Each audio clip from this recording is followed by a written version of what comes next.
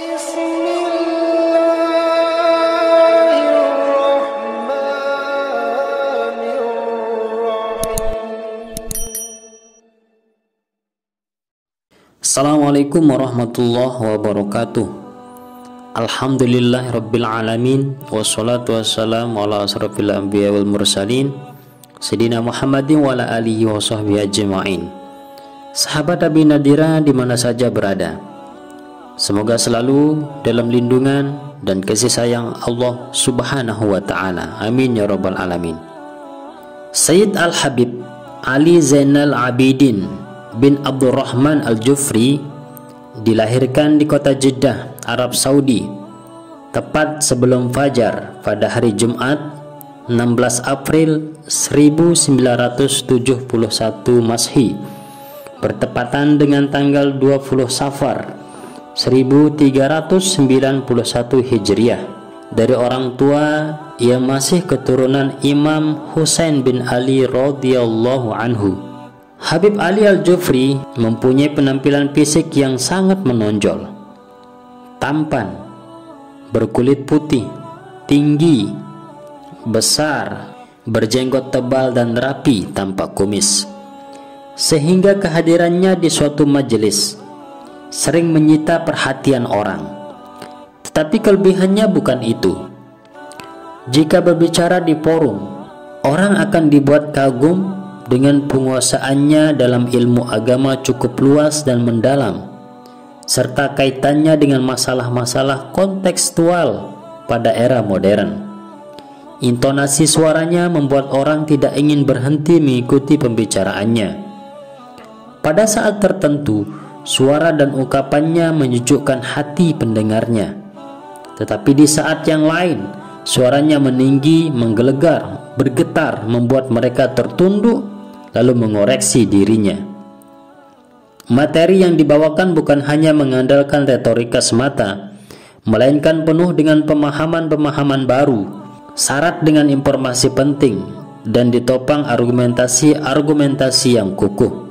Wajar ceramahnya mampu menyentuh kolbu dan membuat audiens seperti memperoleh tambahan ilmu dan wawasan baru, juga semangat dan tekad baru untuk mengoreksi diri sendiri dan membuat perubahan. Mungkin itu sebabnya Habib Ali bin Abdurrahman Al-Jufri menjadi sosok ulama dan dai muda yang nama dan kiprahnya dikenal luas di berbagai negeri muslim, bahkan juga di dunia barat. Berikut adalah kumpulan mutiara bijak dan nasihat dari seorang yang mulia, Habib Ali Al-Jufri. Tapi sebelumnya silakan bantu subscribe channel ini, agar semakin berkembang. Dan semoga menjadi amal jariah kita bersama. Jika tanganmu pendek untuk membalas kebaikan seseorang, maka panjangkan lisanmu untuk selalu mendoakannya. Bila Anda bisa mencintai seseorang tanpa syarat, tanpa alasan, Anda bisa mulai memahami kasih tanpa pamrih dari Tuhan untuk Anda. Kebencian di hatimu untuk orang lain selalu kelemahan. Menilai niat orang lain adalah hak Tuhan saja. Kami tidak memiliki hak ini, dan ini adalah perilaku yang buruk dengan Tuhan. Isu-isu yang telah menciptakan kondisi multiflex yang sulit dihadapi umat kita telah terakumulasi dalam waktu lama. Pengobatannya akan bersifat multidimensi, berkepanjangan, dan harus bersifat kumulatif. Seranganmu terhadap pribadi orang yang berbeda denganmu tidak menunjukkan benarnya pendapatmu. Sebagaimana itu juga tidak membuktikan salahnya pandangan orang yang berbeda denganmu. Justru terkadang itu menunjukkan kelemahan dirimu.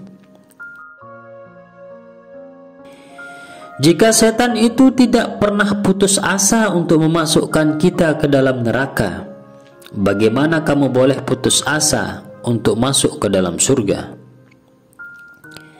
Kalimat la ilaha illallah menyatukan kita semuanya. Orang yang mencintai Allah tidak akan pernah membenci siapapun, termasuk orang kafir sekalipun. Lebih dari itu, dia juga tidak akan membenci saudara-saudaranya se-Islam, meskipun sebagian mereka telah mengkafirkan dirinya. Saudara-saudaraku, janganlah sedikit pun kalian membenci mereka. Orang yang benar dan jujur dalam mencintai Allah dan Rasul-Nya tidak akan pernah membenci. Cintailah mereka, cintailah kebaikan untuk mereka, berdoalah untuk mereka. Ya Allah, perlihatkanlah kepada kami dan kepada mereka yang benar itu adalah benar, dan berikanlah kepada kami rezeki untuk mengikutinya. Dan juga perlihatkanlah kepada kami semua bahwa yang salah itu adalah salah, dan berikanlah kami rezeki untuk menjauhinya. Riya adalah tanda kosongnya hati seseorang dari keagungan Allah Subhanahu wa Ta'ala. Jika hatimu bisa penuh dengan keagungan Allah Subhanahu wa Ta'ala, untuk apa kau butuh orang lain melihat amal perbuatanmu? Apakah kamu puas jika mereka melihat amalmu? Apakah kamu puas jika mereka mengetahui apa yang kamu perbuat? Jika kamu berdusta dengan alasan bahwa kamu telah didustai orang lain, atau menzalimi dengan alasan kamu telah dizalimi oleh orang lain, maka berhati-hatilah bahwa kezaliman sedang mengetuk pintu hatimu. Kita sering mendengar kalimat mati di jalan Allah, tetapi ada apa dengan hidup di jalan Allah? Hidup di jalan Allah lebih sulit jihadnya, lebih berat cobaannya, dan lebih panjang kesulitannya, apalagi di zaman fitnah. Barang siapa yang hidup di jalan Allah, maka dia akan mati di jalan Allah. Ketika aku mendengar orang bicara atas nama Islam dengan bahasa yang kasar dan caci maki, maka aku bersyukur kepada Allah tidak memahami Islam lewat lisan mereka. Jangan memandang sebelah mata orang yang berbuat maksiat. Jangan merasa kita lebih bermartabat dibandingkan dengan mereka. Kita cela perbuatan maksiat mereka, bukan orangnya. Mereka tidak boleh kita anggap rendah dan tercela. Kita juga tidak boleh sombong kepada mereka. Boleh jadi suatu malam ia dilihat Allah Subhanahu wa Ta'ala, lalu menjadi seorang wali yang dicintai Allah. Sementara amalmu yang tidak seberapa karena engkau sombongkan dihapus Allah Subhanahu wa Ta'ala, dan engkau jadi tak punya apa-apa. Bahkan boleh jadi imanmu dicabut dan engkau tidak diterima lagi untuk menghadapnya. Na'udzubillah min zalik. Guru-guru kita mengajarkan bahwa ketika kita dipuji oleh seorang sementara kita merasa belum layak menerima pujian tersebut, maka sebaiknya kita mengucapkan amin. Tujuannya adalah agar pujian tersebut bisa kita jadikan doa.